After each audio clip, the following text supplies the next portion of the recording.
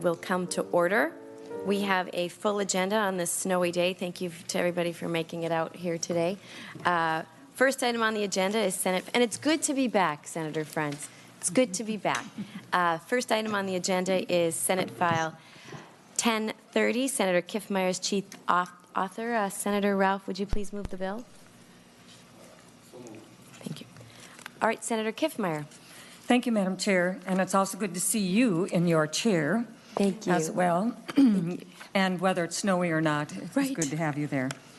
So, Madam Chair, in regards to Senate File 1030, this is my first hearing in a committee, and I'd like to offer an author's amendment, which I have previously handed out to you and also to other interested persons here today, such as DHS. Senator, it's the A1.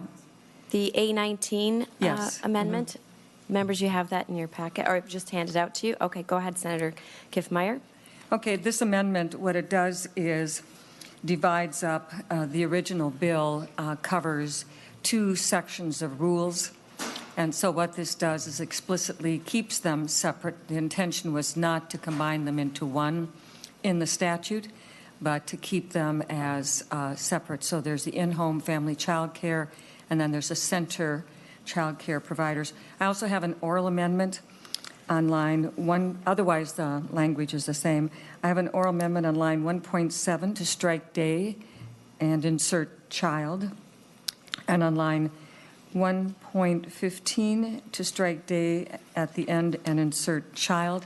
And I did give a copy to your general counsel with that change, if you want to have your counsel affirm if that is correct.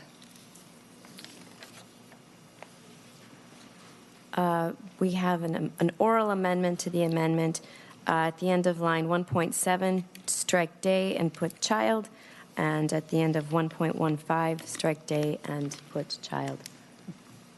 Any questions? All in favor? Aye. Those opposed? Go ahead.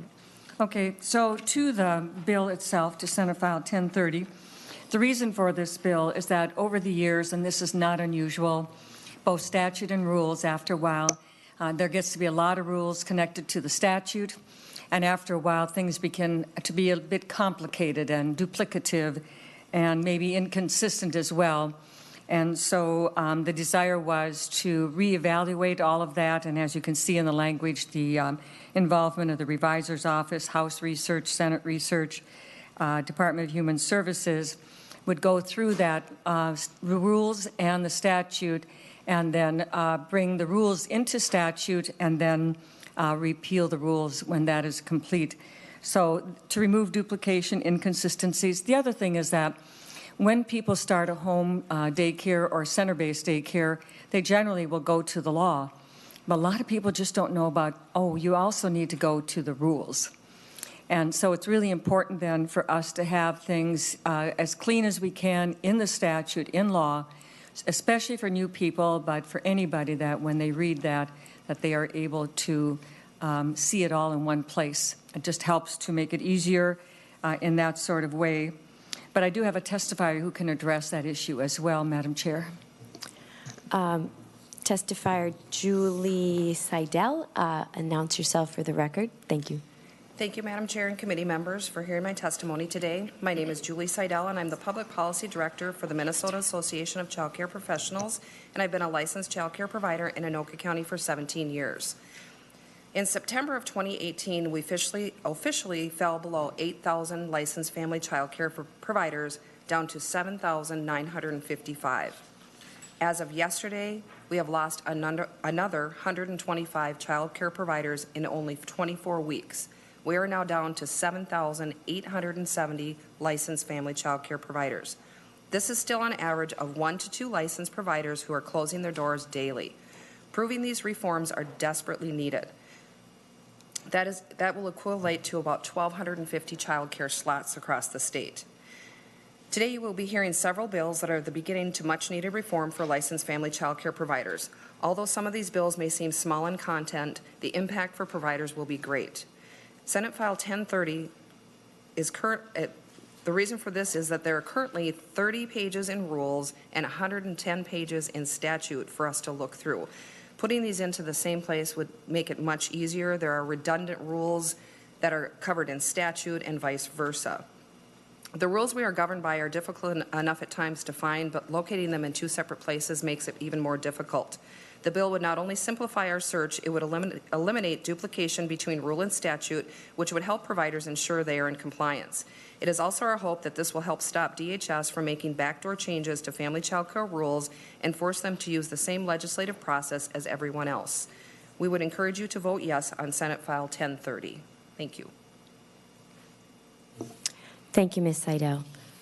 Members have any questions? Oh, welcome, Senator Abler. Thanks, Madam Chair. I don't know if it's just the snow or what, but just a comment. I'm really, Ms. Seydel, thank you for bringing the news, but I'm really tired of hearing more people leaving this profession that we need so much of, and I'm just frustrated with the department. We're trying to nick around the edges, we have these ideas, let's fix it up. Where's the department telling these licensors, stop it? Stop killing these providers. Why are you? I mean, it's on you guys. You're wonderful people. I like you a lot. We enjoy our discussions in my office. But, like, where is the urgency from the department to say, holy cow? I mean, in the governor's budget, you're raising child care rates and you're trying to help. But, like, I guess I'll leave it as a comment. But I'm like, every day it's like this. You know, I've got to fix it ticket bill so they can just not shut people down over petty things. And thanks. It's just a comment, Madam Chair. Thank you. Thank you, Senator Abler. We will have a presentation from the department later. So be on alert. Senator Abler has questions. All right. For the record, we have a quorum. Senator Frentz. Yeah, thank you, Madam Chair. Just to comment, piggyback on Senator Abler, the Center for Rural Policy Development, which tries to study these things, did a survey in which they found the #1 reason for reduction was economic. So we're trying to make it so it's profitable for child care providers to continue providing the service. But I don't lay that entirely at the lap of the department. That has to do with our economy, which is actually strong, low unemployment, and some other factors. So as we try to solve this, let's keep all the factors in mind. Thanks, Madam Chair. And Madam Chair, to that point. Senator Kiffmeyer. Thank you, Madam Chair. I serve on the board of the Center for Rural Policy and Development, and I asked the same question in regards to that report and that issue. It was a very narrow research project done only on the cost, and so they did not, but they are in a new phase of another set of research projects, and they will be looking at considering using the regulatory issue in family child care. But the reason why that was the focus in that particular research, thank you for bringing it up, but they are looking at that, and you as legislators will also have a chance to vote in regards to the choice of those research topics here in the near future. Thank you, Senator Kiffmeyer. Members, any more questions? All right. We will be laying over Senate File 1030 for possible inclusion in the Child Care Omnibus Bill. Thank you. Thank you, Madam Chair. Next up, we have Senator Matthews. Thank you, Ms. Seydel. I'm stuck here. Oh, you get to stay. Yes. You're on every bill. This is my new permanent seat. That's right. There you go. If I could get a name. Senator Seydel. Welcome, Senator Matthews. Madam Chair, I'll move the bill since I'm in hot water often enough. So thank you. Senator Abler moves Senate File 1097. To that, Senator Matthews. Thank you, Madam Chair and committee members, so much. It's good to be with you here this morning, and I have Senate File 1097.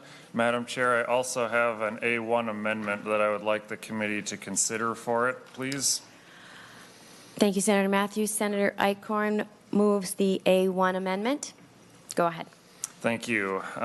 What this bill will do is to make sure to clarify that there is no minimum water temperature required for a daycare provider under this chapter. This is based out of previous discussions where there have been some disconnect and some citations given on a minimum water temperature as providers have tried to avoid exceeding the required maximum water temperature.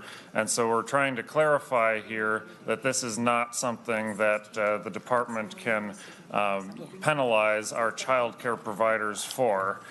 And so, Madam Chair, if you'd give me leave for about 30 seconds, I couldn't help myself, but I thought of the reference from the book that many of us may have read growing up, Around the World in 80 Days by Jules Verne. And at the beginning of the book, before he hired Passepartout, his new butler, he had dismissed his old butler for incurring his displeasure by bringing him shaving water at 84 degrees Fahrenheit instead of 86.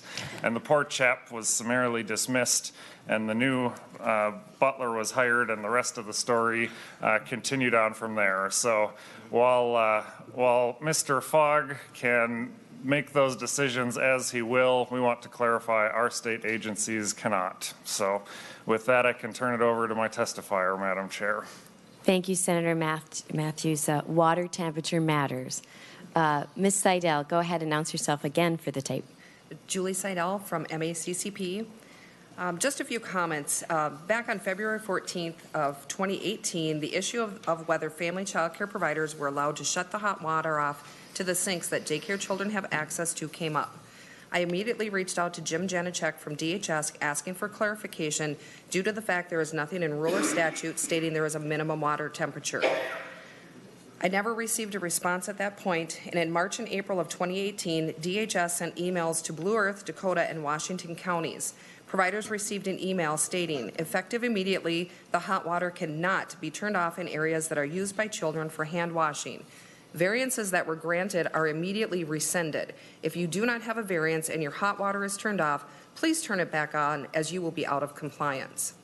We waited 12 long months to get an actual answer from DHS on this. Last night at 5:01 p.m., I magically got an email from DHS answering that there is no minimum water temperature for family child care providers. During their stakeholder meeting that we had a few weeks ago, they were asking for a temperature range between 115 and 125, which then would give a minimum water temperature and allow them to write correction orders. Their reason was that they believe that children need warm water in order to clean their hands. The first thing I would like to say is if you've ever seen a toddler or a preschooler washing their hands, you would be lucky if the water ran long enough for it to become warm. Nothing in the CDC states that we need warm water to wash our hands. It's how you scrub your hands with the soap in your hands. So we're asking that we continue to put this into statute so that in the future we don't have this surprise of having now a minimum water temperature. It's extremely difficult to keep your water temperature at 120 degrees. I would encourage you all to go home and try and do that and then start doing laundry, dishes. If you're a gas hot water heater, it's going to crank that heat up to keep continual hot water in your home. You check the temperature at that time, and mine will actually fluctuate between 120 and 138. We have to do dishes, we have to do these things during the day and use our hot water. That leaves us up for a correction order. If a licensor walks in, the dishwasher is running, my temperature is now at 138. It's for the safety of the children is why we shut it off. The devices that they have where you can purchase to a mixing valve, there's a lot of problems with them. They've caused leaking. We've had a provider whose bathroom was completely destroyed. So there really isn't anything that's cost effective or won't cause damage to our homes to keep that water temperature. This is a very easy fix. Thank you.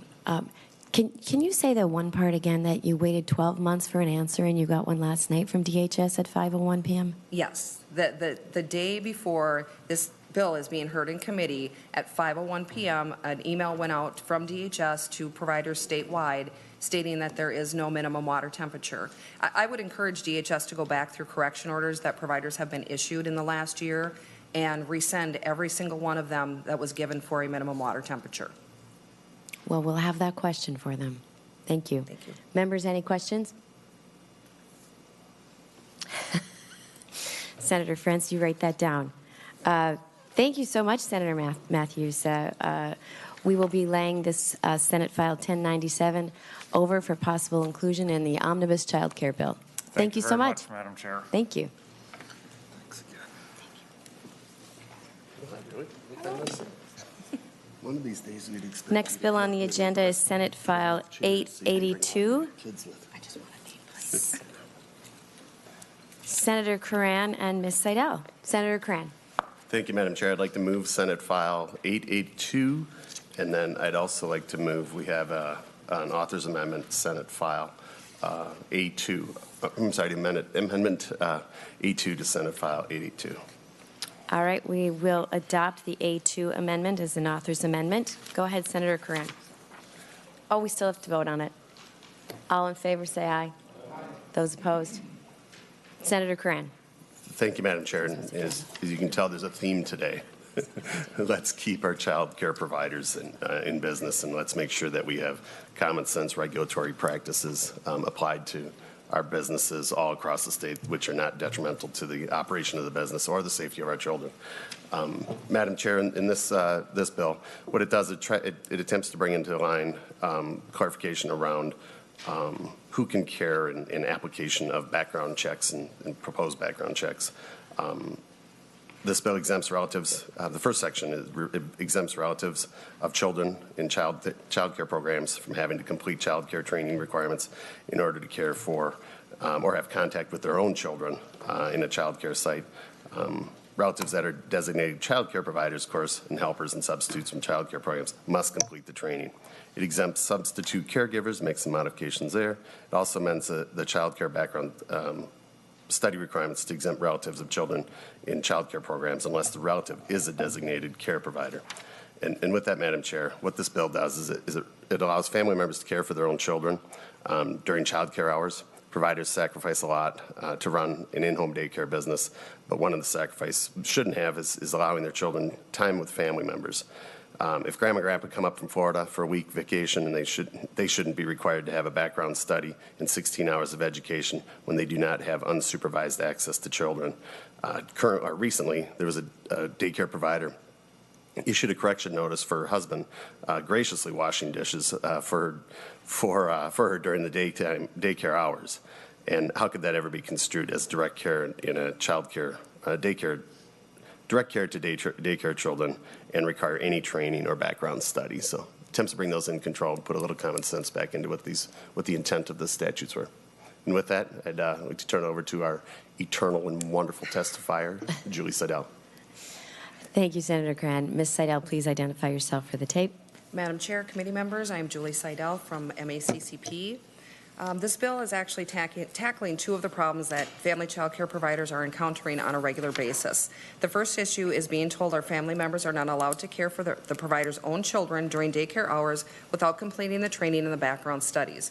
We have had farm families that have been told their children are not allowed to do their chores with the other parent because the parent does not have training and that the barns have not been licensed for child care. As he was speaking about the provider whose husband was graciously helping her with the dishes, the licensor didn't even see this. The provider excitedly told her licensor that my husband was home early from work today and he helped me with the dishes. She was extremely excited about it and turned around and the licensor told her, you're getting a correction order, he has no training. I'm not sure if that's why husbands don't do dishes very often, is because they're required to have training for it, but I'm sorry, I won't even go on with that. Family members who want to visit with our children, grandchildren, their nieces, their nephews, they shouldn't be required to have background studies and training. The providers do not allow family members to have unsupervised contact or provide direct care to daycare children. Our children should not be denied the right to spend time with family because one of their parents is a child care provider. The second issue that we're tackling here is on emergency substitutes. DHS announced in their last stakeholder meeting that we would no longer be allowed to use an emergency substitute of any type because they would be required to have all child care trainings. We were told that this was a requirement of the Child Care Development Block Grant. After doing a lot of research and reaching out to the Office of Child Care in Washington, I received a phone call and an email from Maria Pestelardo, sorry Maria, from the U.S. Department of Health and Human Services in Chicago. As she explained to me, it would be left up to each state as to how they would define an emergency substitute, and that would determine if they would require to complete training. Fully trained substitutes are difficult to find and not always available when looking in advance, and even more difficult during an emergency situation. Asking several people to take 16 hours of training on an annual basis and a fingerprint background study just in case we ever have an emergency is an unrealistic expectation from DHS. Please remember the vast majority of licensed family child care providers operate on their own. We need to have the option to be able to call a trusted family member, a daycare parent, or even a neighbor in an emergency to care for the children until parents can pick up. The question was posed to DHS during the stakeholder meeting that if we had to call 911 for a medical emergency and a police officer was to stay with our children, if we would receive a correction order. Without skipping a beat, we were told yes, if they don't have the required trainings. This is extremely concerning for providers. It should be quite obvious that first responders are more than qualified to supervise the children until parents can pick up. I am sure first responders of all types have had to care for children in emergency situations at one time or another. From a personal experience, I don't know what I would have done if I had received, when I received the phone call that my fiance had been struck on his motorcycle. Sorry. He was in Hayward, Wisconsin at the time, and he was being transported to Duluth Trauma Center. Fortunately for me, one of my daycare parents was a school teacher, and it was summertime, and she was at my house within 10 minutes. I called all of my parents.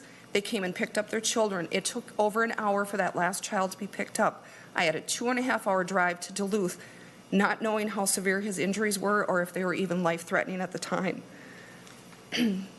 I can't imagine the anguish that it would have caused waiting at my home for that additional hour, wondering how my fiance was.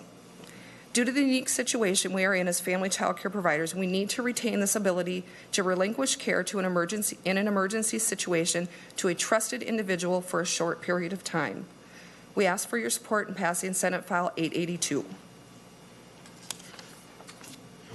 Thank you, Ms. Seydel. Members, any questions? Senator Frentz. Thank you, Madam Chair. Ms. Seydel, just briefly, or Senator, either way, are we going to try to define emergency? You mentioned some obvious emergencies. Just looking ahead to the question of if we get to something that seems a little bit less of an emergency, do you see any attempt to say what an emergency is, medical emergency or anything like that? If so, I think it's possibly helpful. Just throwing that out there. Madam Chair. Senator Curran. Friends, yes, I think we're open to making the clarifications, absolutely providing clarifications to remove the gray areas. You know, we can't predict everything in the future, but certainly willing to work with the agency and everybody involved to make sure that we can cover a true emergency, you know, and when those, and who is a trusted provider. And we know that's going to vary depending on the time of day and accessibility to people. So the total goal is to bring some common sense reform into it to make sure that somebody's not jeopardizing their license and business for something that's completely out of their control, yet providing safety and security for their children. That intent doesn't change at all. Can I make a comment? Yes. Thank you, Senator Madam Chair, Frentz. I think Ms. Seymour would like to, or Seydel. Ms. Seydel. Madam Chair, Senator Frentz, yes, we do want some type of a definition, but our concern is, and one thing that was brought up is if a provider feels she's having a heart attack and she goes to the emergency room and it ends up being angina, I'm not sure what that is, but I know it can mimic a heart attack. Our concern is at that point, will DHS say, well, it really wasn't an emergency. We don't ever want to discourage somebody from seeking medical attention when they need to, but we do understand that there needs to be some kind of a line drawn, I guess, between what is an emergency and what isn't, because there are different levels of an emergency. And please understand, the safety of our daycare children are number one. Even during that emergency, as I was running around my house calling people, I made sure the children were supervised. I turned on a movie for them, sat them in front of the TV, knew everybody was there. Even though those things are going on, right in the front of our minds are those daycare children, and we do ensure they are protected. Thank you. Members, any other questions? Seeing none, we will lay Senate File 882 over for possible inclusion in the omnibus child care bill. Thank you, Senator Curran and Ms. Seydel. Thank you. Next up, Senator Ralph has Senate File 1034.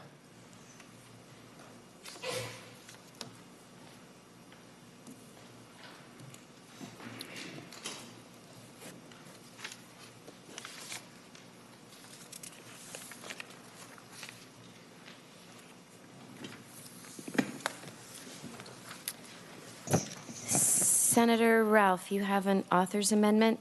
Yes, I do, Madam Chair. The A1 amendment, and I would move that. Senator Ralph moves the A1 amendment. All those in favor say aye. Aye. Those opposed? Senator Ralph, the amendment is adopted. Senator Ralph. Thank you, Madam Chair. This bill is very simple bill, we're seeking to extend the period of time where a substitute caregiver can be in the child care facility. The change would be from 30 to 60 days or 180 hours, whichever is greater, in any 12-month period. With that in mind, I would introduce Julie again. Oh, surprise. So she can give a little more detail on the... Thank you, Senator Ralph. Ms. Seydel. Madam Chair, committee members, Julie Seydel from MACCP. This is a pretty simple bill, but it does a lot for family child care. Right now, the way that our substitutes are set up is we have a choice of hours or days. If I leave my home, in fact, today when I leave my home for the few hours I am, that's considered a day, and we're restricted to 30 days. I could be gone for an hour for an appointment, that's considered an entire day. We're trying to give providers enough time for medical leave, maternity leave. Most businesses are giving you generally 6 weeks off. We're not able to do that. We're not able to hire a substitute to come in and take care of our children while we are on that medical leave. So we're just trying to give providers the chance to still take care of our families and hire a substitute. These substitutes we pay for. This is not an extra charge for our families. So even though we're receiving that income in, we're paying that out for the substitute to come in and take care of our children. It's a win-win on both situations. It's a win for the families, we don't have to close, and it's a win for a provider that she is now allowed to take 6 weeks off with that brand new baby while somebody else cares for her children. And there's a lot of other situations. We've had, cancer treatments. Providers have had to close because they can't hire a sub for long enough to care for the children while they're going through treatment. So this will be a lot of relief to family child care. Thank you, Ms. Seydel. Members, any questions? That's no questions, Senator Ralph. It's a clean bill. All right. Thank you so much. With that, we will lay over Senate File 1034 as amended for possible inclusion in the omnibus child care bill. Thank you. Thank you, Madam Chair. This is a little bit more of an impactful provision. Right Senator now, Ralph. the background study, I'm sorry. Senator Ralph, you have up next Senate File 1035. I'm sorry. Okay, now you can introduce your bill, Senate File 1035. I'm having trouble hearing. I've got a head cold, so please forgive me.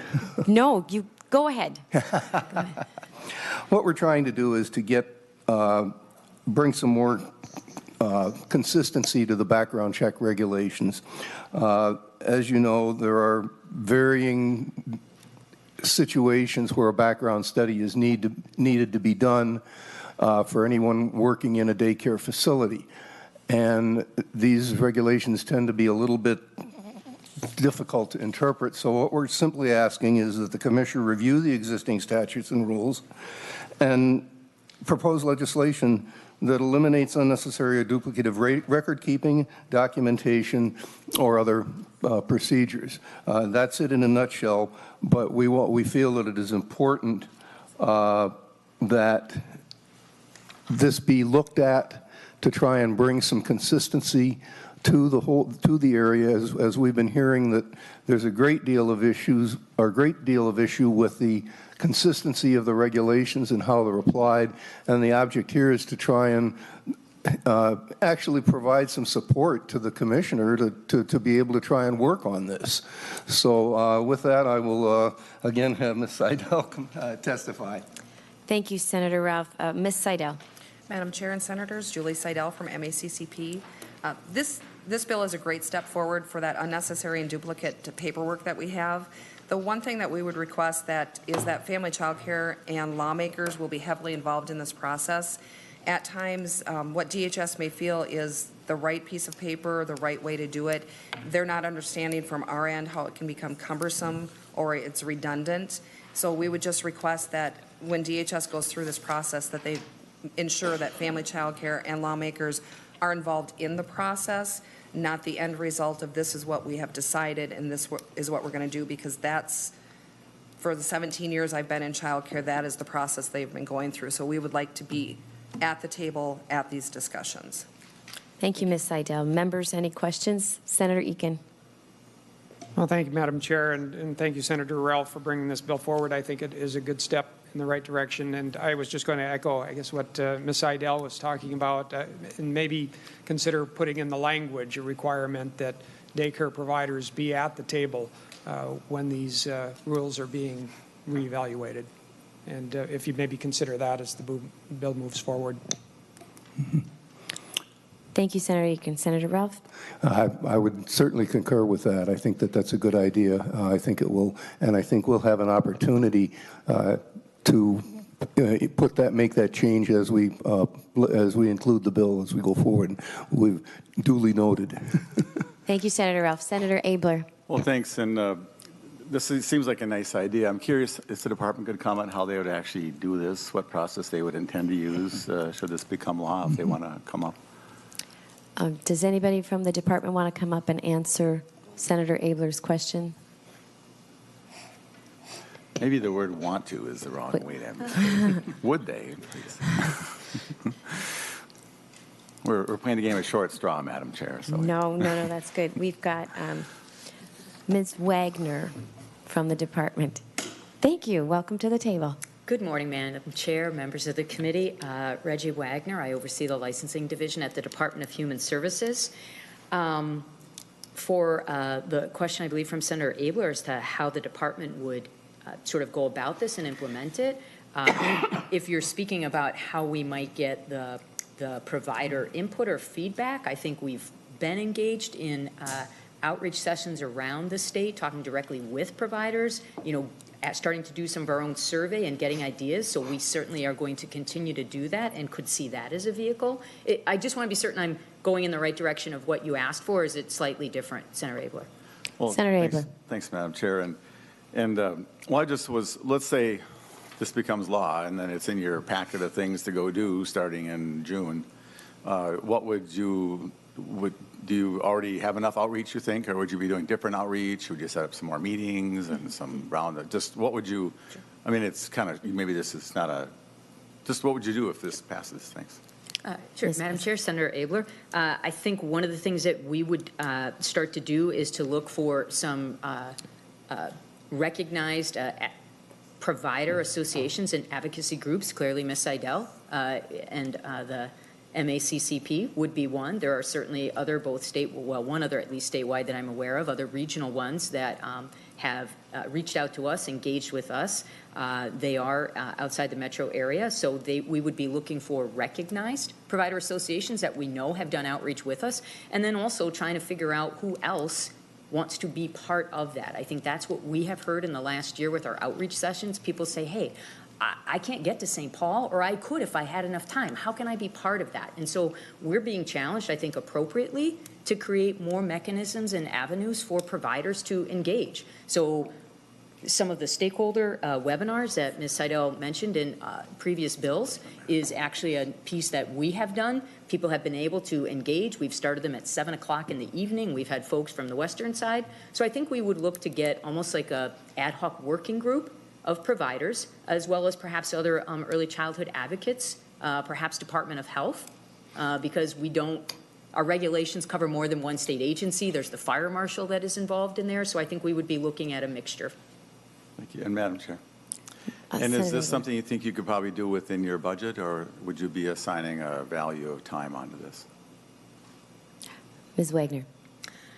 Madam Chair, Senator Abler, I don't know, but obviously we would look at this to see how much we've already been engaged in this. I mean, I'm not prepared right now to say that there totally is or totally isn't a fiscal, but I certainly think that some of this is ongoing work that this body has also been both leading us to and moving us to.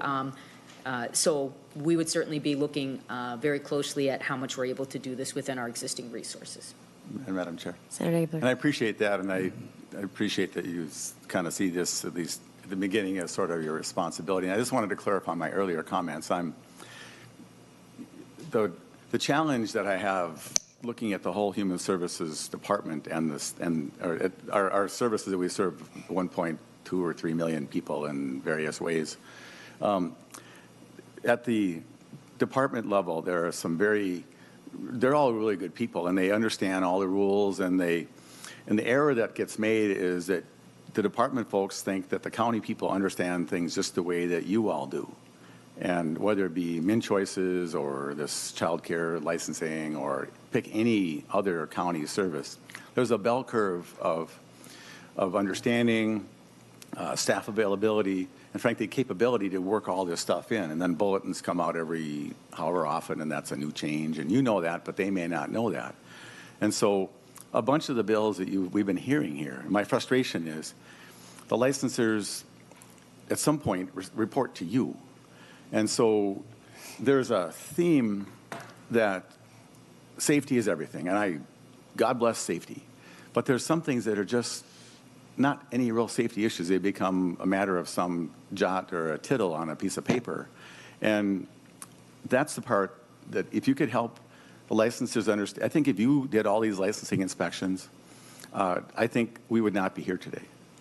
Because you would understand reasonability and rational accommodations and flexibility, and I think we'd have 1,000 more providers today in our work. And so that was I kind of blurted out, and I didn't mean to be disrespectful, but there's a piece that this is crying for that you could do, and as you implement this idea with telling your licensors, you don't have to ding everything that you could find. But what really matters? What's going to make a child unsafe? What is just a matter of some technical thing that really doesn't matter? That's my thought for you. And so I just wanted to get it on both sides. I have the highest regard for the department and what you're trying to accomplish. But if you could please put out some thought that you get to be reasonable out there, and that's all. I'll stop, Madam Chair. Ms. Wagner. Madam Chair and Senator Abler, members of the committee, I appreciate your comments, and I think what I would say is clearly we have a challenge with over 140 county licensors that do not report directly from that sort of supervisory. They're not state employees, they're county employees. Some of them are carrying multiple types of licensing caseloads, and so their time is spent on something other than child care.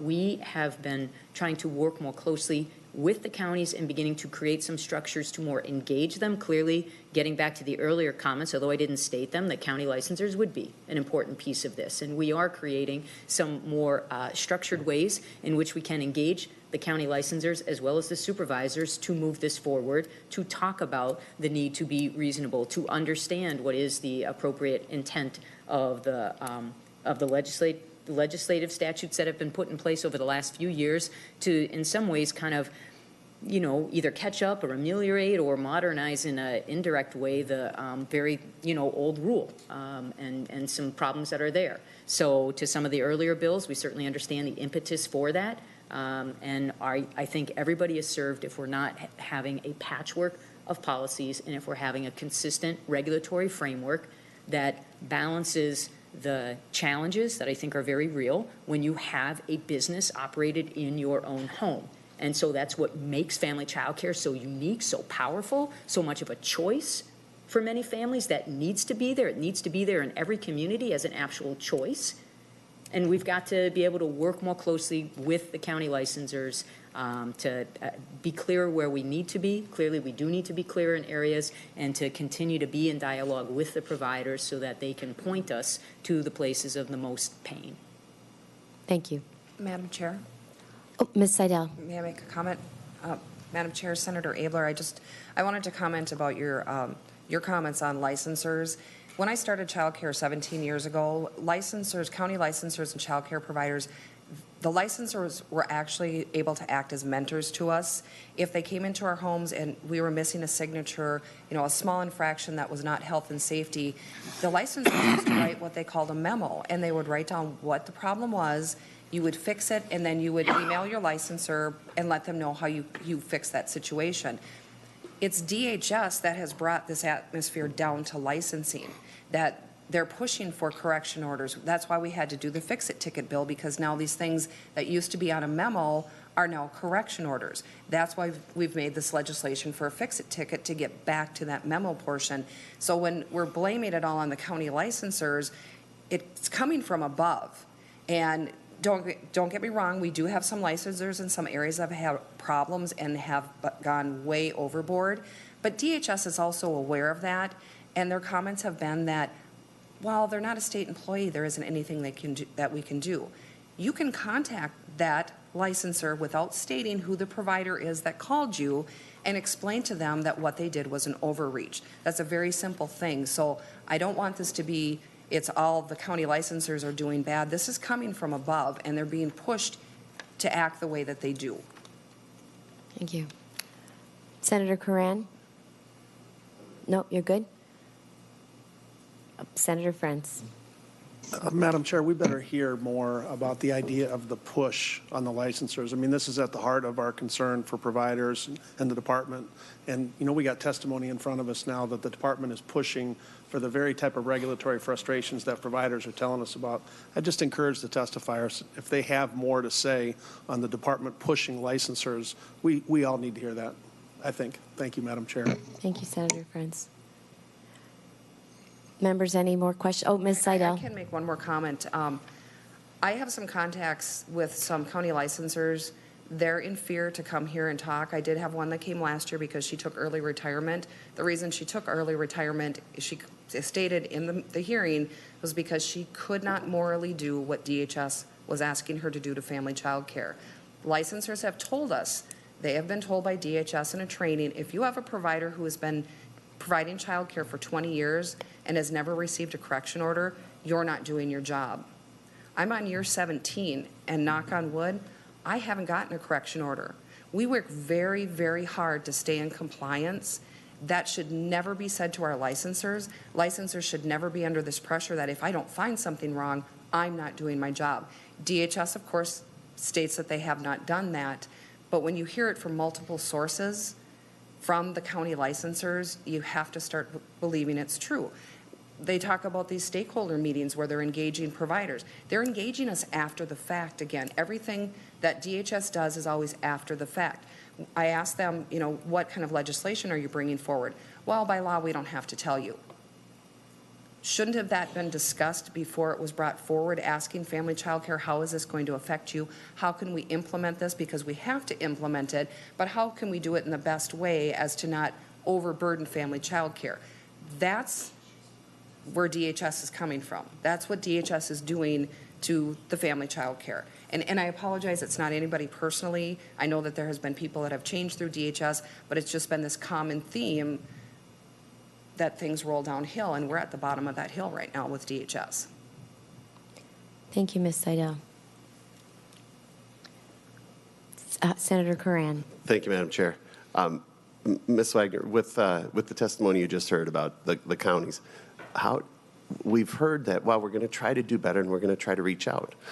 I would suggest, and as I have and will continue every time we have an opportunity, I would like to see you redirect your staff and actually have them work in the county facility and actually do their job, walk hand in hand, not create an opportunity. I think earlier in your testimony you said, well, we try to be accommodating to people who are out state, and we want to make things flexible so they can come in and to accommodate your convenience. I would like to see us accommodate the provider's convenience and go out to them regionally, pick a five-section, divide the state in 5 sections, go out and actively do this. But I encourage you, I think you have to go out and actually do the work, because we've got a tremendous detachment from DHS setting the rules and policies. I heard it on Friday night at a social event. County workers, same thing.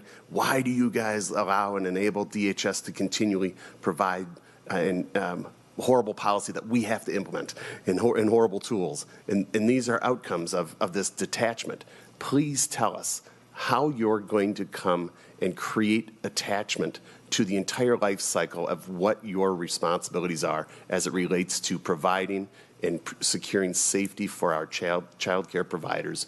And instead, it looks like it's a systemic procedural attack on licensed and regulated child care providers. That's what it appears. I don't think that's the intent. But what are you going to do differently? We haven't seen a legislative bill or a set of policies come forth that think out of the box and how we're going to creatively take care of this, and how the legislature can help free up the path for you to allow and operate more freely and effectively. Because when they fail, it's ultimately on you, but you're completely detached. We heard you talk about the county. Well, you know, we tried to bring the 140 counties. It's been your obligation from, I think, 1992 or something, so that's been your sole responsibility to oversee this. And to talk about, well, we're going to keep working and trying harder. That's not working. So what are you going to do differently? And we would certainly be willing to work with you to clear that path, to try something actually new that considers everybody you serve, not the agency. So with that, I would love to hear your comments. Ms. Wagner. Sure, Madam Chair. Senator Cran, I think as you'll hear in the next presentation regarding the status of child care report, we do have, and I know it's just recently come out and we're getting in front of you very, very quickly. You may not have, all of you, had a chance to read it yet, but we do in there summarize both the work of our new county outreach team, as well as the provider engagement. Over 20 meetings across the state. I personally went to almost all of those. Thief River Falls, Redwood Falls, Fairmont, Bemidji. We had, I think, 60 providers join us in Thief River Falls. The meetings are held in the evenings, either 6:30 or 7, so that we can accommodate them. We both presented updates on legislative changes that had happened, make sure they, talking about some of the background study issues that's still very new and in transition, and also asked them for input on issues that we were beginning to hear, both from Ms. Seydel and her organization and others that needed some clarification. So I don't want to jump right into our next presentation, but we have begun to put that structure in place with some additional resources.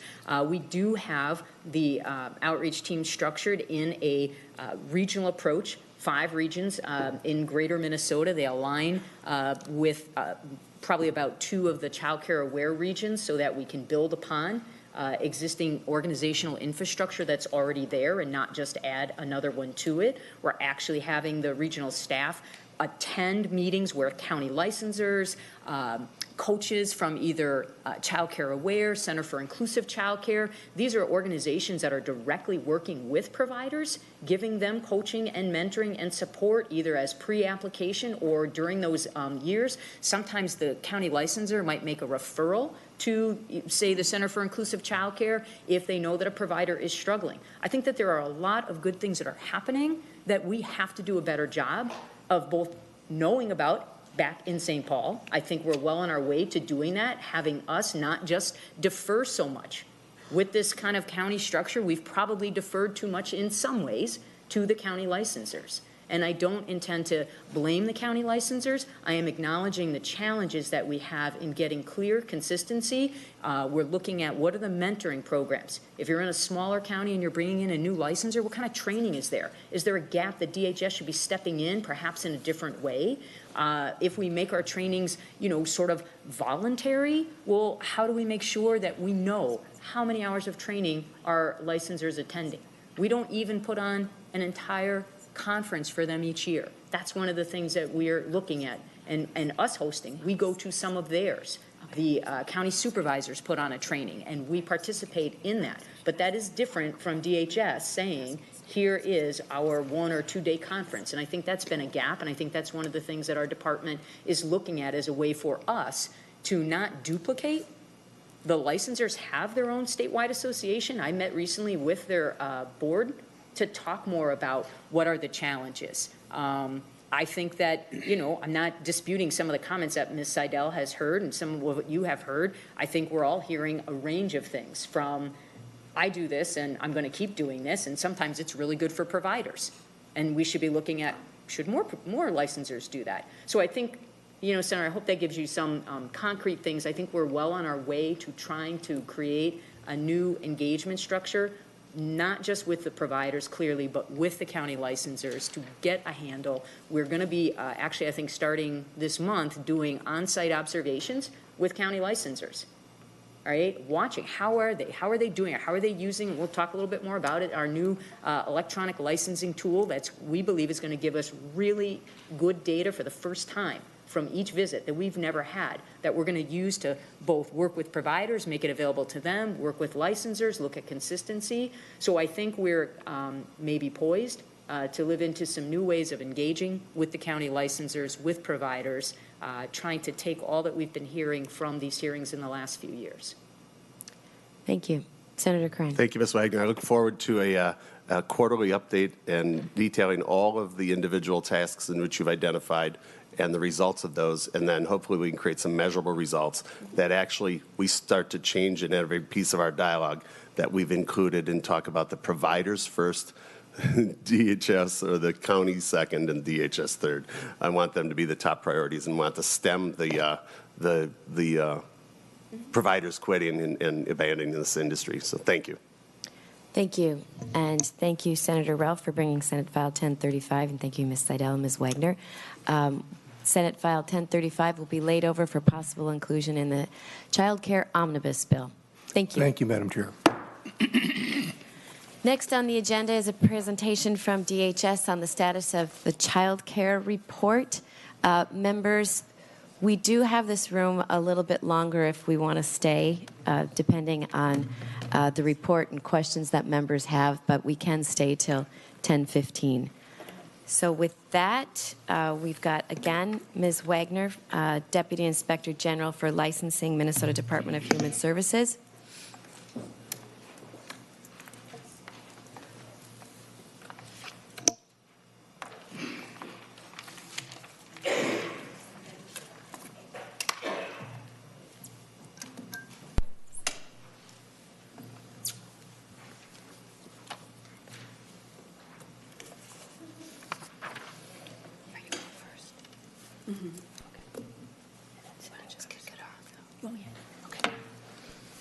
Ms. Wagner. Thank you. Madam Chair, members of the committee, Reggie Wagner. I oversee the licensing division at the Department of Human Services. And thank you for the opportunity for the department to present.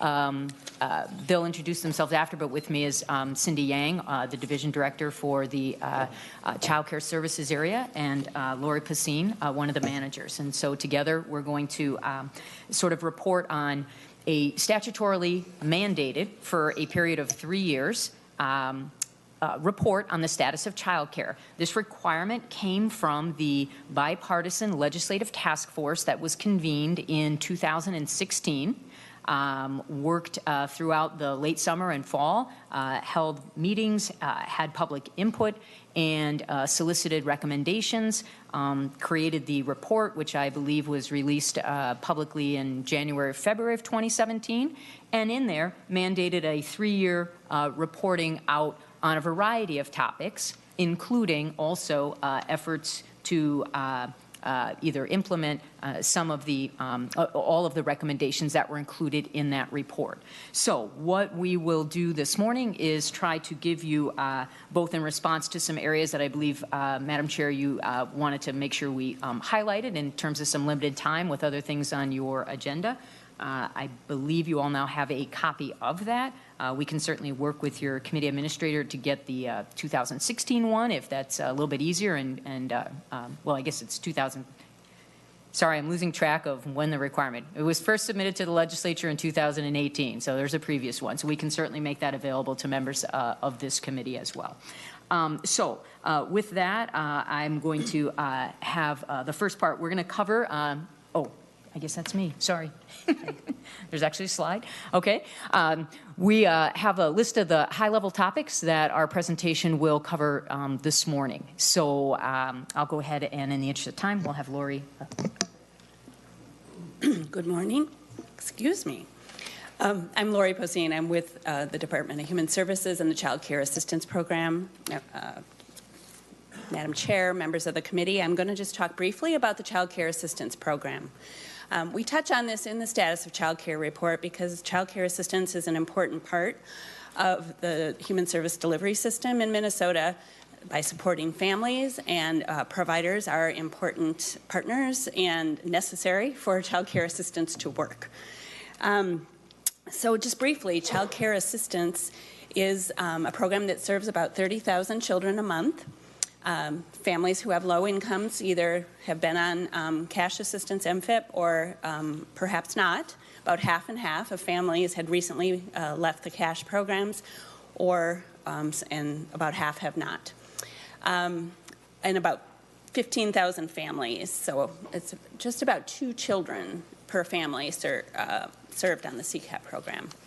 We pay just about 3,300 providers in a given month. And there are 2,000 families on the latest waiting list for the Child Care Assistance Program, and those are the families on the basic sliding fee, which is the portion of Child Care Assistance for the non-cash or non-MFIP families. You can see the breakout of types of providers who are being paid by CCAP. Just about little over 70% are licensed centers, 17% licensed family child care, 11% are the licensed exempt centers. Those are largely school-age programs, and just a small portion of legal non-licensed providers paid by CCAP.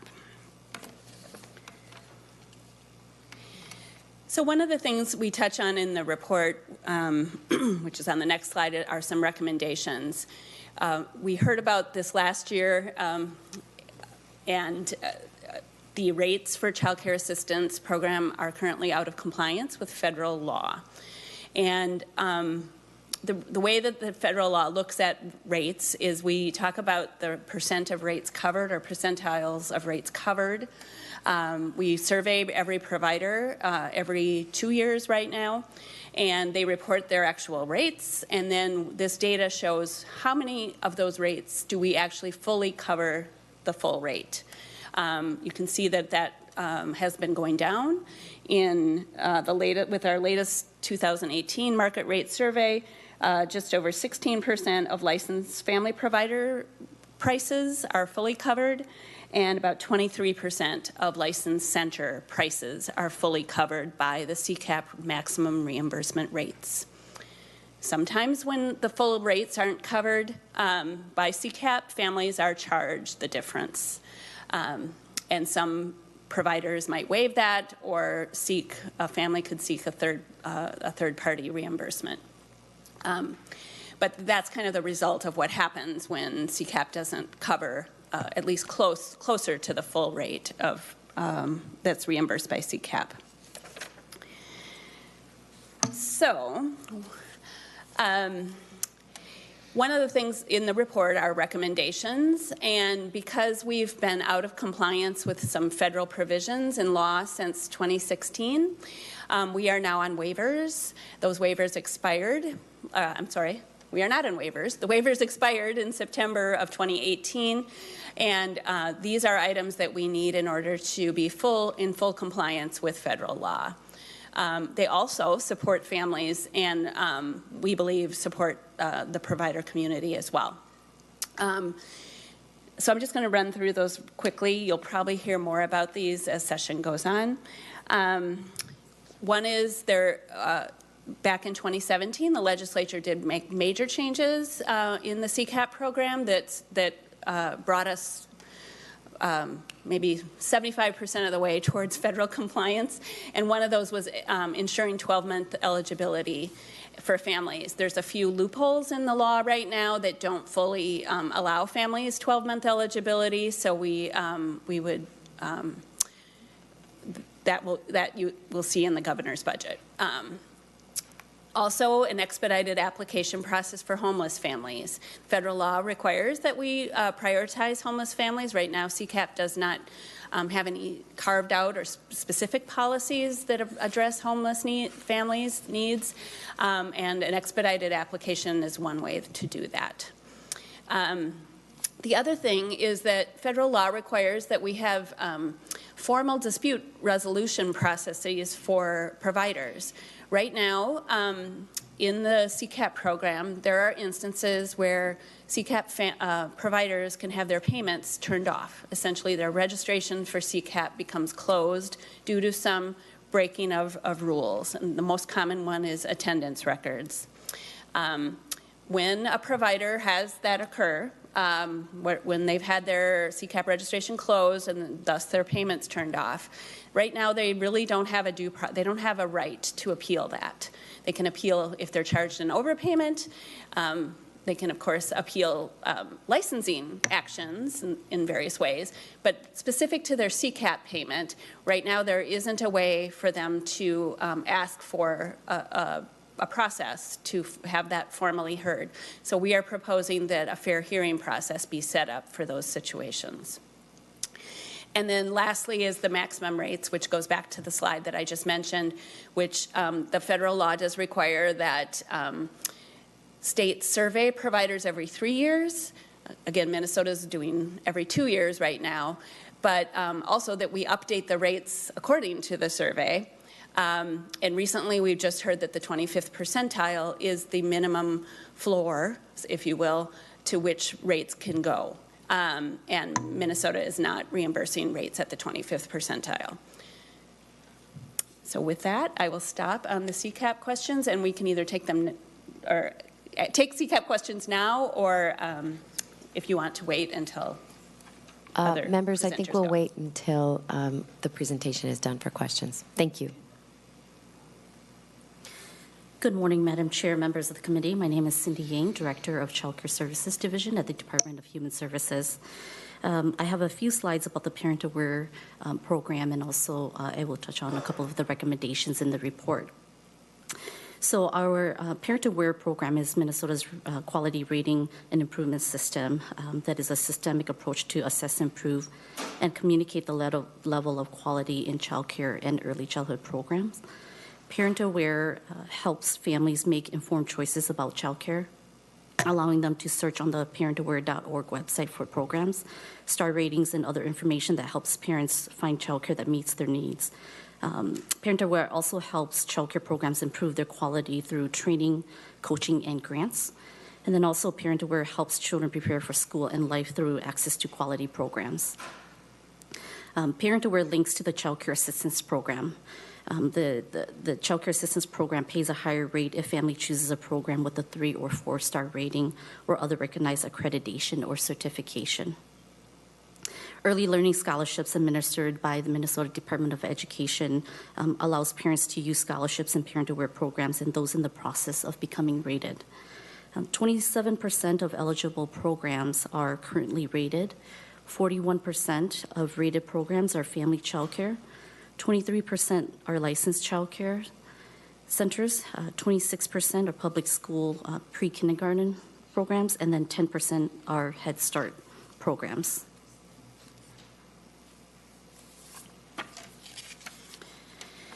So this slide shows the number of rated programs in center-based settings, all combined, Head Start, school-based, pre-kindergarten, and licensed centers and family childcare providers.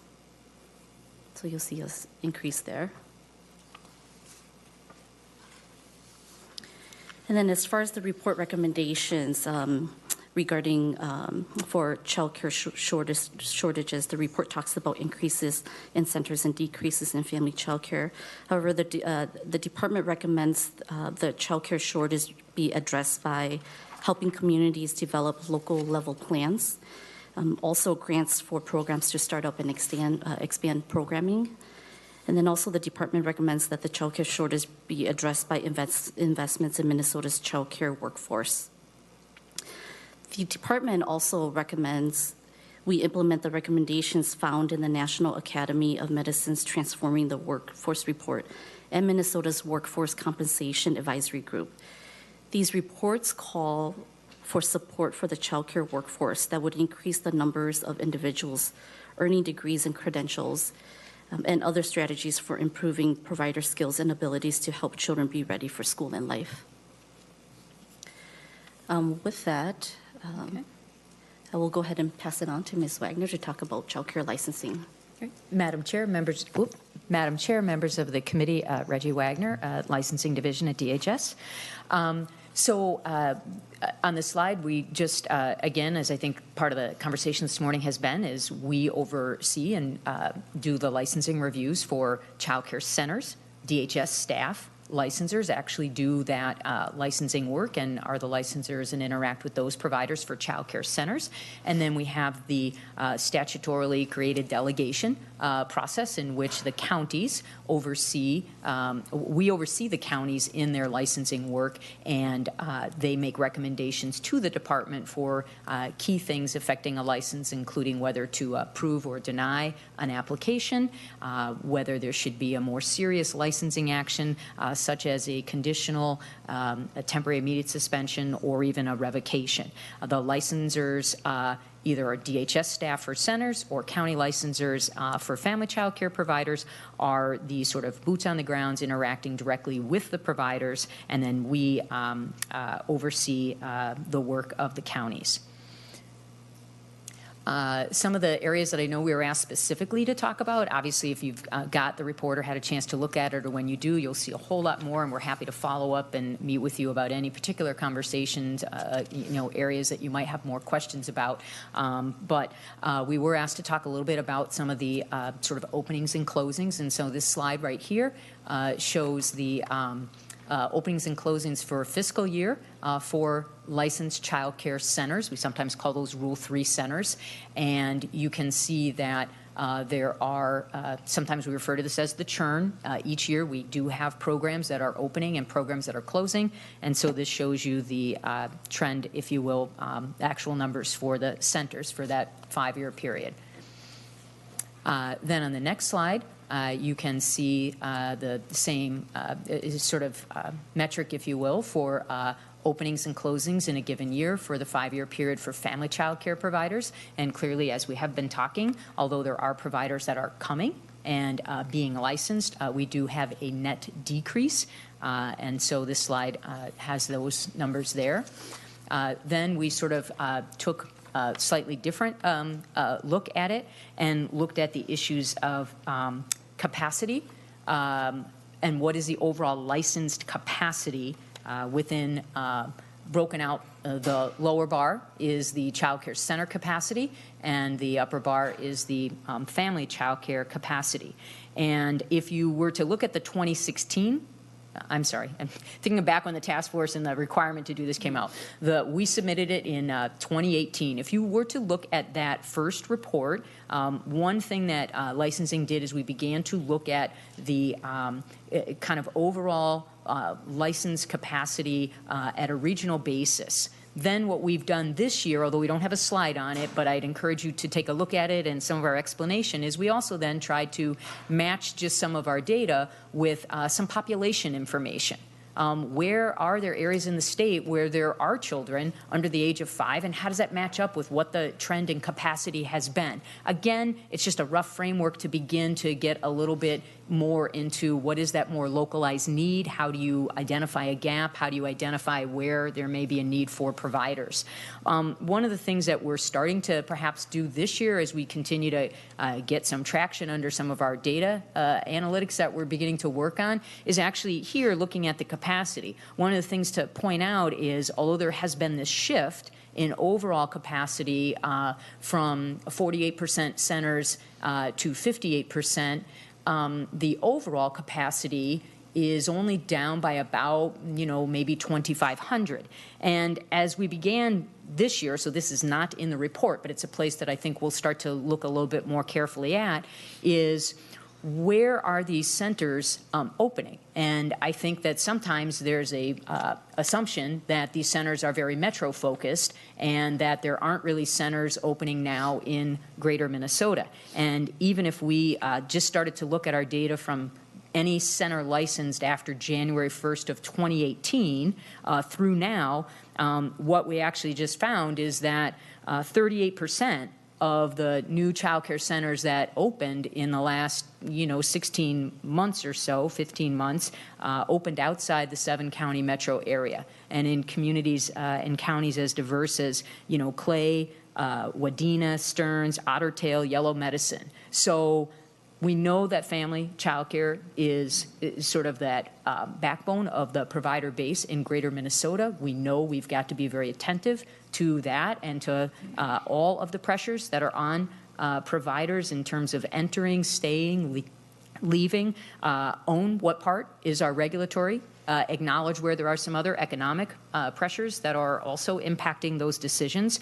But I do think it's helpful to understand that perhaps some of this shift in capacity for centers is also inuring to the benefit of Greater Minnesota, as there are some both small and larger centers that are opening in Greater Minnesota.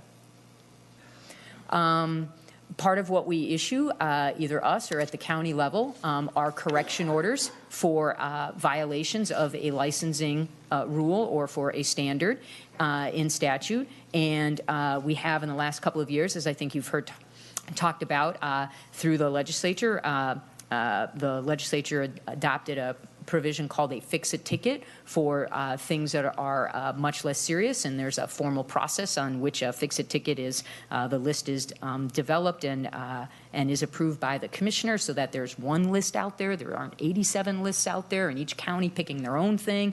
I know that when that passed, there was a great deal of concern that for as much merit as legislators saw for that idea, that it doesn't then become yet another avenue of some inconsistency. So the fix-it ticket is also in there, and then we do have a reconsideration request.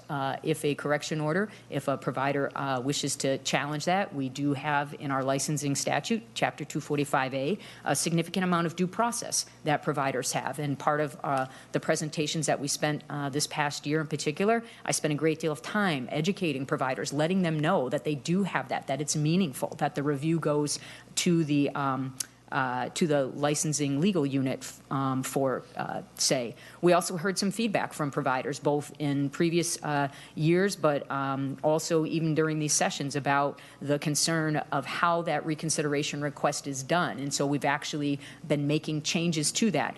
Ms. Seydel and testifier previously mentioned an email that came out, in the evening at 5:01 last night. Well, the email was actually an update with several items in it. It wasn't just answering an issue related to water temperature, and it provided providers with a plain language resource, a pre-licensing checklist that they can be using.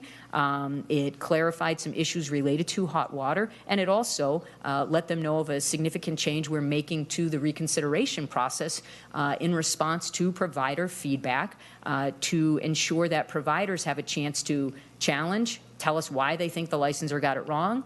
We then go to the county licensor and say, so here's what the provider said. Why are you, tell us why you still think this is a violation. And then previously, we just took that under review, and providers said, hey, we should get a chance to rebut whatever the county just told you. I mean, we're the ones challenging it.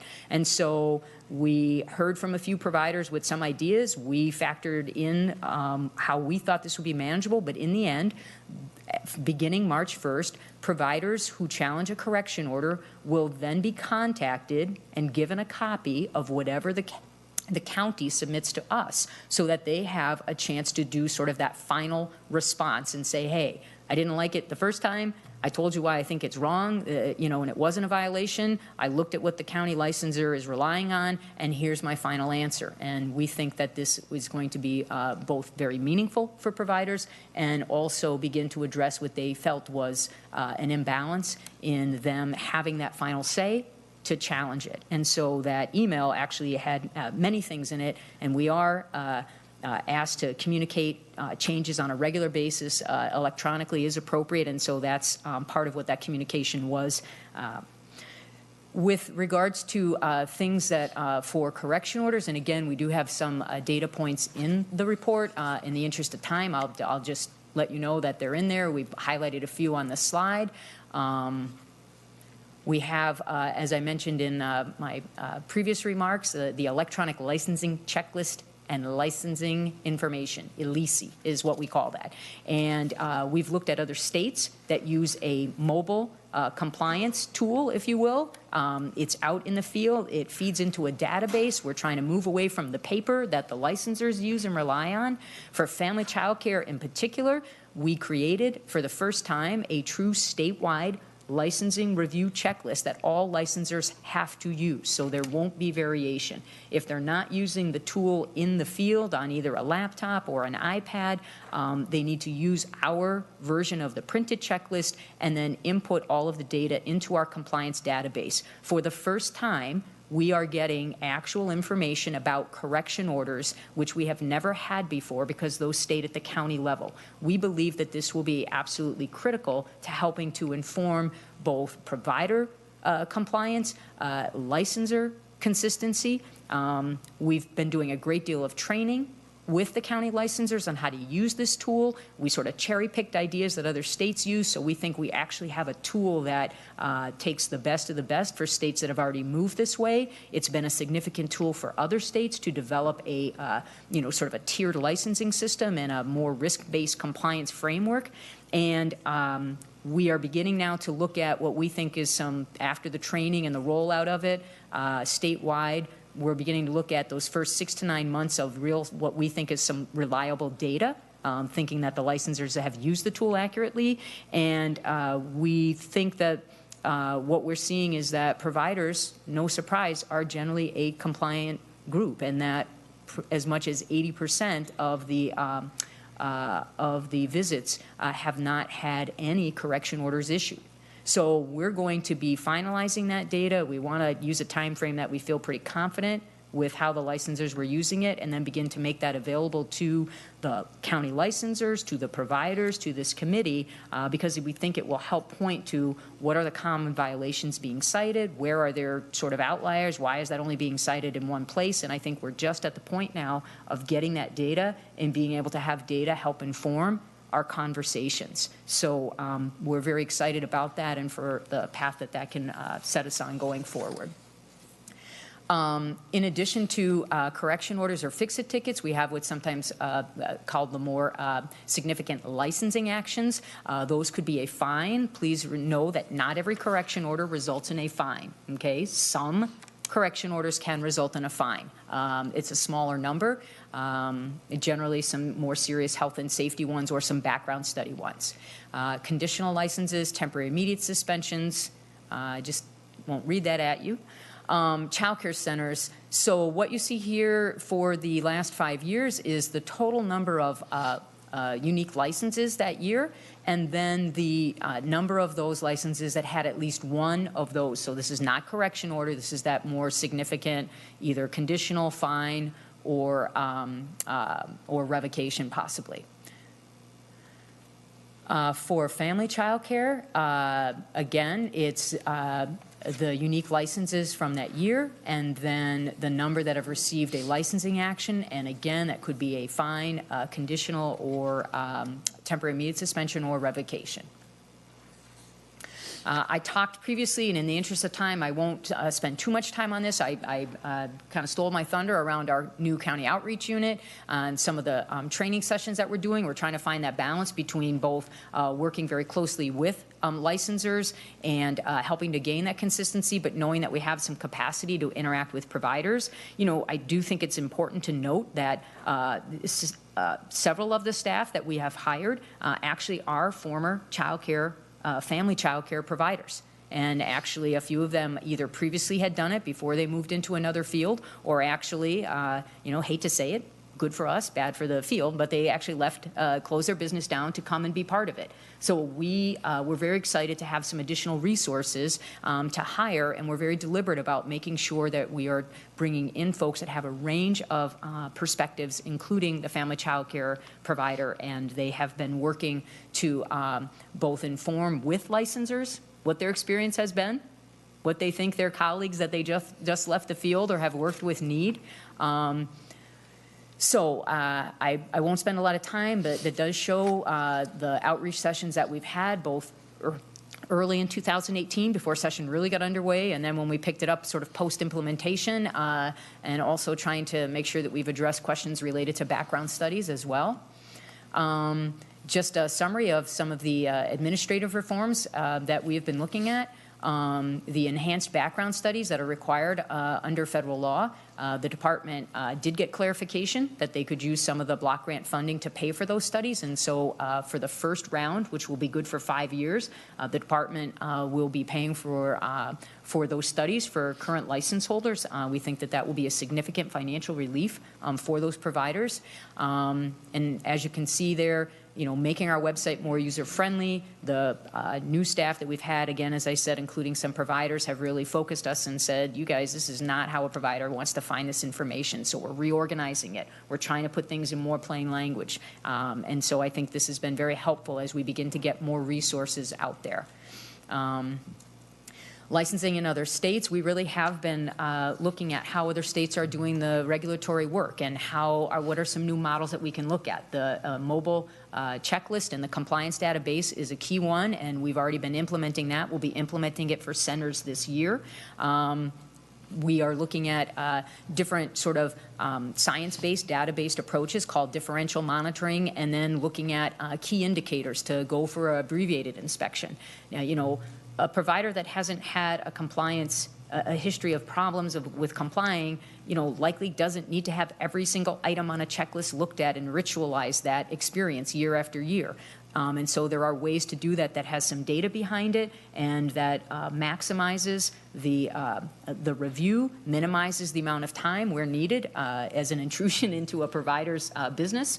So we have been looking at some other states and talking with some national organizations and seeing whether we can get some perhaps technical assistance or what it might take to begin to move forward with some of our risk-based monitoring assessment.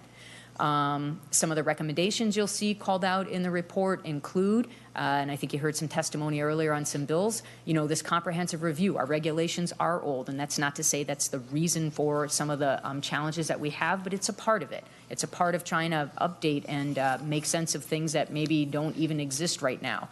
In terms of, how the statute was written 30 years ago, the fire code has changed a great deal, things that we think are smaller but impactful. Looking at how would we expand access. I did talk about childcare centers that are opening certainly in the metro area, but also in greater Minnesota. But we continue to hear challenges about family childcare and what does family childcare look if it begins to be done in a non-residential setting. We have a statute that allows for that. It allows for capacity of up to 14 to be done in, either in collaboration with a community action program, let's say. It can be done in a church. It can be done off-site. So there's some flexibility, but that also begins to perhaps change what our traditional and I think, appropriate model of family childcare is, where it's done in the home and it's replicating that, family setting. So we're looking at whether the economics, as we learn more about it and speak more with other stakeholders, whether there might not be a need for something that is more capacity than 14, but it can't really make the economics of a Rule 3 because of the qualifications and the staffing ratios work. And so maybe we're in a place where we need as one childcare center said to me, I wish I'd had this 20 years ago when I opened in greater Minnesota. She said, I've been wanting this. It's called Rule 2.5. We're not creating a rule. We're not creating a rule. What we're saying is we think there's a need for perhaps something that fits in between the smaller and the larger because we can only vary a rule so far before we say it just doesn't work. So what we're trying to do is signal where we have heard providers, both center or family-based, advocates externally, and then also where we know other states have already been moving their system to. So I'm mindful of time, and I don't want to just race through it. I mean, I think you've got the handout. You certainly have the report. And as I said, we're happy to follow up on anything either individually or in the future. Thank you. Thank you so much, Ms. Wagner. Members, any questions? Senator Hoffman? Thank you, Madam Chair. And I know there's, on the Fix-It ticket, I saw a couple of bullets on that. You had been talking about expanding that list, and currently there was maybe a dozen or so on there. Where are we in that process? This is something that's been gnawing at a lot of providers for a while. So could you just give me an example or tell me where you're at? Ms. Wagner. Madam Chair, Senator Hoffman, we did get some provider input in January. We had a few different sessions for family child care providers, 2 different evenings that they could attend, as well as for centers. And so we are finalizing that and getting it to our commissioner very soon. It does need to be approved by our commissioner. I don't know if we have an exact date, but I would say that we're hopefully within just a couple of weeks away. We do foresee adding things to to that list. Some of our conversations generated a lot more feedback than we maybe thought, and so that's helpful for where we maybe need to look at, does a fix-it ticket really solve this problem? That might be one. Clearly, we're looking at places where the fire code has already been updated.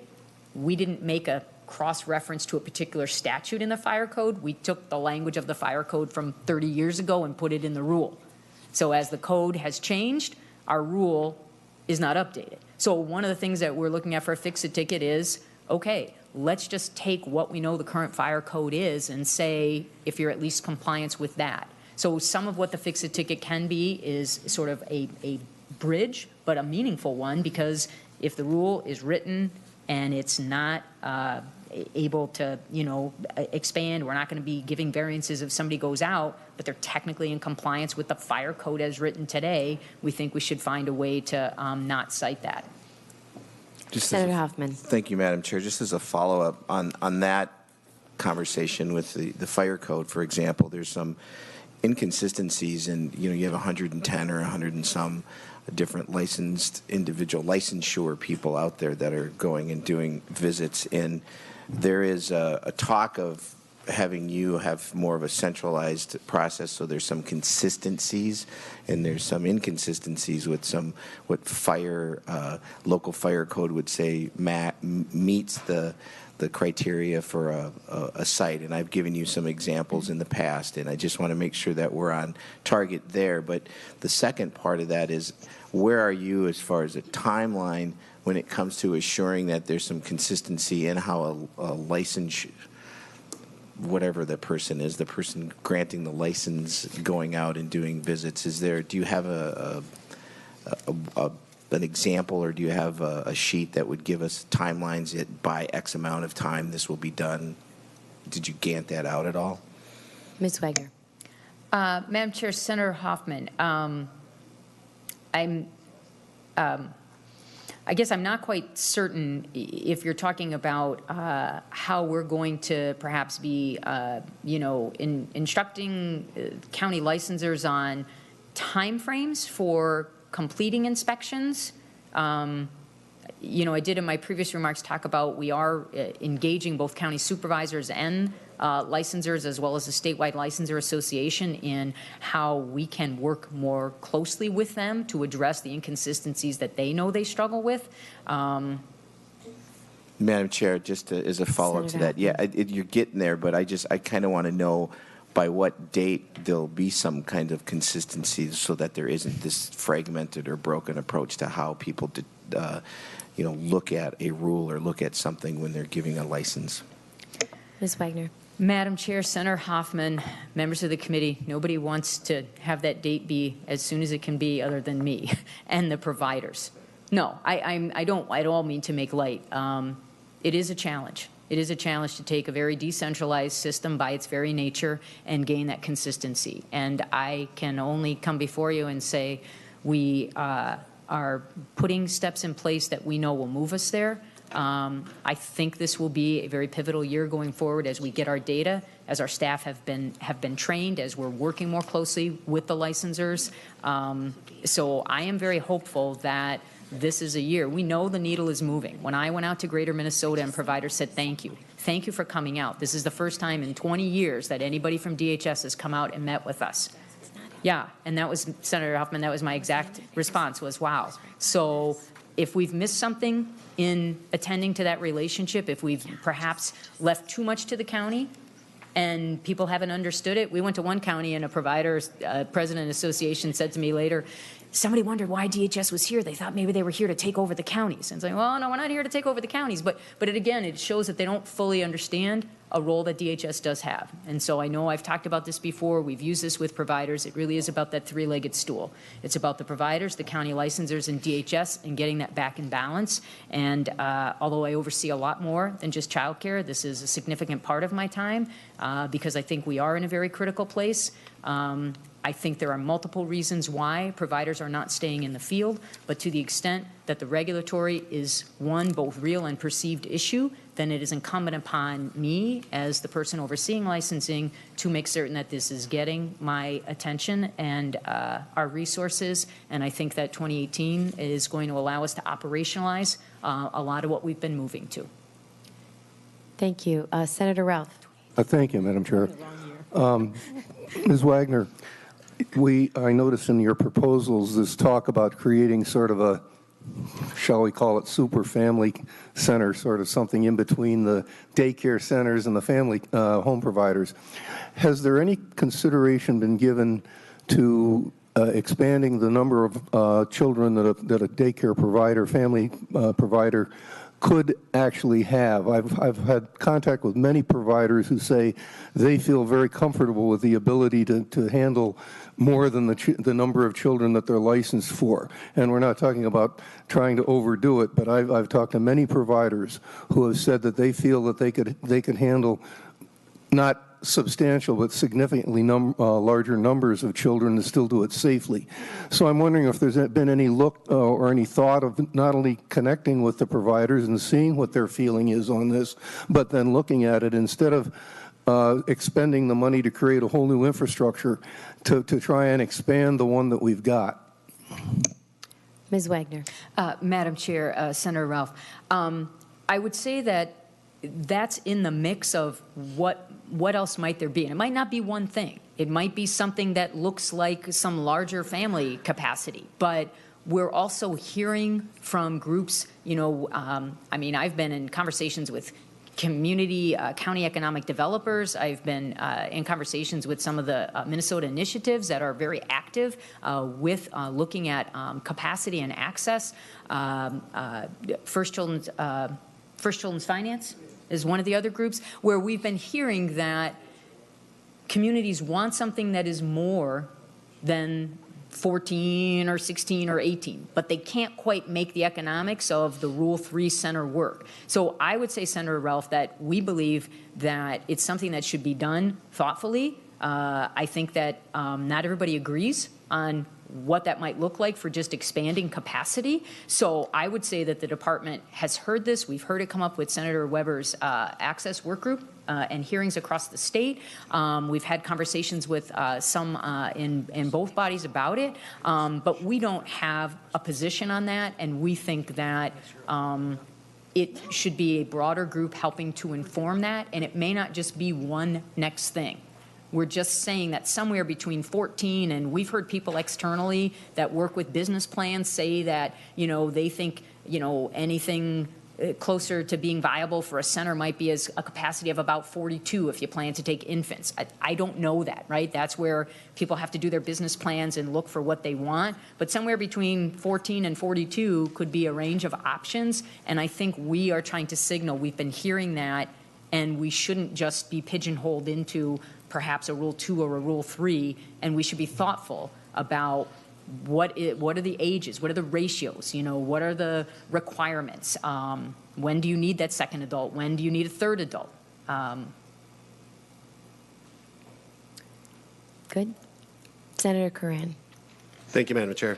In looking through some of the recommendations, and earlier on the presentation, we saw the conversion from childcare, institutional facilities versus in-home, moved about 10 percentage points to the 60-40 for large daycare facilities versus in-home.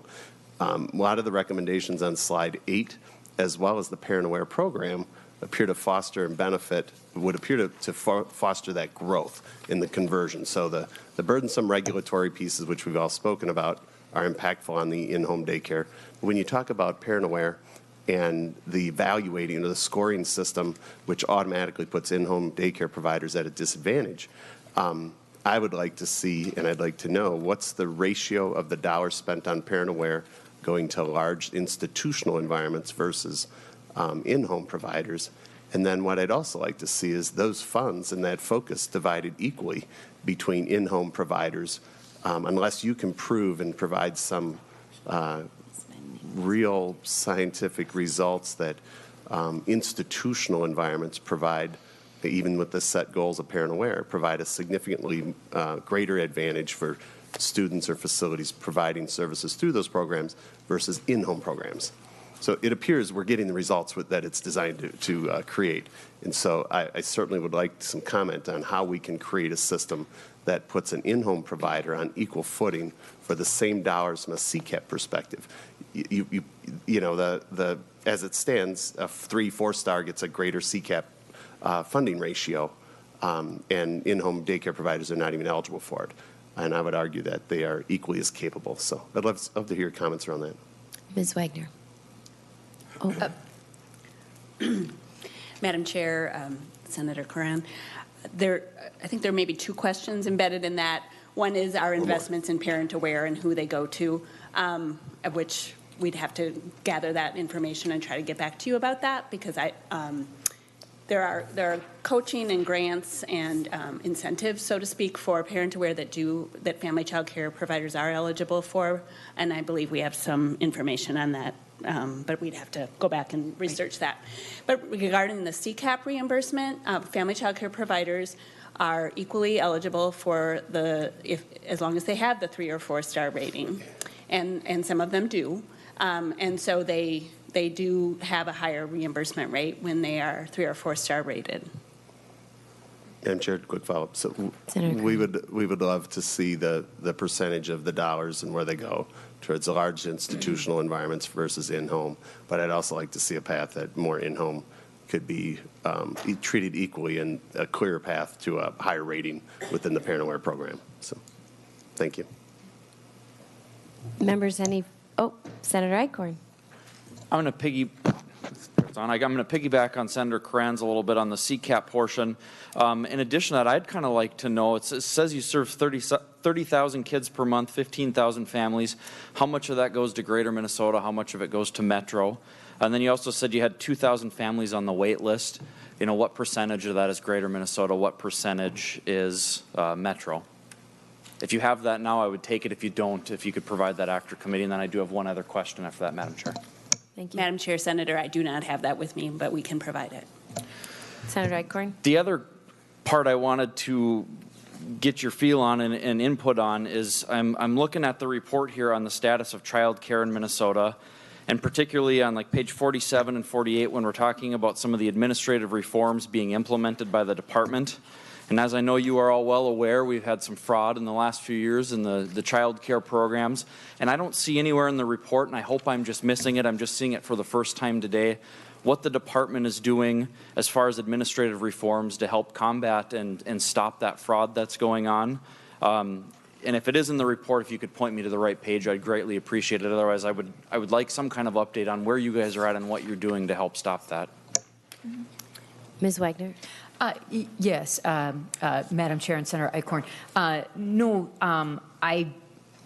we're just conferring here. No, the report does not address that. Again, we were responding to the more formal things that were asked in statute around what this should cover, and also because the fraud is the main work of the fraud is, yes, through the Office of Inspector General, which licensing sits in, not my child care folks on either side. They're in a separate part of the department, if you will. But that work of responding to is also overseen in large part by a separate division, not licensing, the fraud and financial abuse. So we can provide an update for you on some of that. I know that that has been presented in some different settings, and I think we'll take your comments, to heart as we look at the next report that will be coming up next year. Thank you. And just in the nick of time with the last question. Yeah. Well, and just a comment. Senator Abler. For Senator Eichhorn, and the CCAP money is in the committee, a different committee, the one that we operate. And so this is more of a policy committee. And also the fraud is in that, the fraud discussions are in that committee. There's no fraud in our committee. And Senator Ralph has Senate File 4, which addresses that as well. So there's a lot of activity. The governor's budget does call for, I won't even get it, like, they're going to hire 4 people and save $100,000. So I think that, to answer your question, I think we need a much more aggressive approach. And so I'll leave it at that. We'll discuss that in a different committee. And thank you, everybody. Thank you so much, and thank you, Ms. Wagner and staff, for the presentation today, and thank all of our bill authors and our members in the audience. We will be meeting next Wednesday, same time, same place, and we'll be discussing shared parenting. And with that, we are adjourned. Thanks.